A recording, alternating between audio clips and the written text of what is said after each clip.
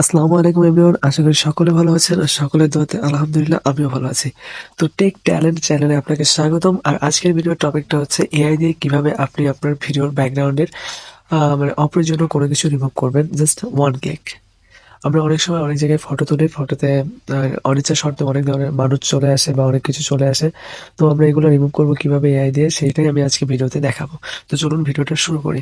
তো প্রথমে আমরা চলে যাব হচ্ছে প্লে স্টোরে চলে যাওয়ার পরে আমরা সার্চ দেব হচ্ছে স্ন্যাপ এডিট এআই লিখে। তারপরে প্রথমে একটা অ্যাপ চলে আসবে, দেখতে পাচ্ছেন। আমি এই অ্যাপসের লিঙ্ক আমার ভিডিও ডিসক্রিপশনে দিয়ে দিব। এটা ওপেন করে নিব। ওপেন করার পরে দেখবেন এটা ইন্টারফেস চলে আসছে। ইন্টারফেস চলে আসার পরে এইখানে একটা অপশন দেখতে পাচ্ছেন রিমুভ অবজেক্ট নামে।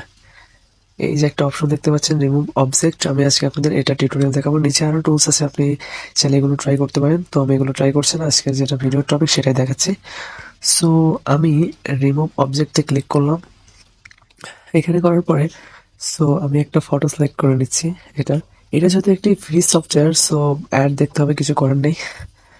অ্যাড আসার পরে আমি অ্যাডটা স্কিপ করে নিচ্ছি, অ্যান্ড দেন আমার ফটোটা ওপেন হয়ে যাবে। এইখানে ব্রাশ নামে একটা অপশন আছে, দেখতে পাচ্ছেন। এই যে ব্রাশ নামে একটা অপশন আছে, আপনি এটা সিলেক্ট করে নিজের মতো করে রিমুভ করতে পারবেন। ব্রাশ অপশন ছোট বড় করে নিয়ে আপনি এভাবে রিমুভ করে দিতে পারবেন। দেখতে পাচ্ছেন হালকা রেড হয়ে গেছে। তো এটা অনেক সময় সাপেক্ষ ব্যাপার, আমি এসব কোনো কিছু করছি না। আমি যেটা করব সেটা হচ্ছে, এই যে একটা অপশন দেখতে পাচ্ছেন অটো এআই নামে, আমি এখানে ক্লিক করব। ওকে, এখানে ক্লিক করার পরে একটু সময় নেবে। সময় নেওয়ার পরে দেখতে পাচ্ছেন, সময় নেওয়ার পরে এই যে দেখতে পাচ্ছেন এখানে প্রত্যেকটা অবজেক্টের আলাদা আলাদা একটা করে অপশন চলে আসছে। আমার স্ক্রিনে যতগুলো অবজেক্ট আসছে ফটোতে, প্রত্যেকটা অবজেক্টের এখানে অপশন আছে। আমি যে যে অবজেক্টের উপর ক্লিক করব, দেখতে পাচ্ছেন আমি অবজেক্টের উপর ক্লিক করলে সেগুলো হালকা রেড হয়ে যাচ্ছে।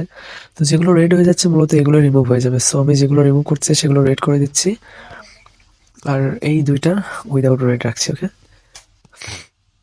ওকে দেখতে পাচ্ছেন এইখানের যে ফটোগুলো দেখতে পাচ্ছেন এগুলো হালকা রেড, এবং এইখানে যেটা দেখতে পাচ্ছেন এই দুইটা নর্মাল আছে।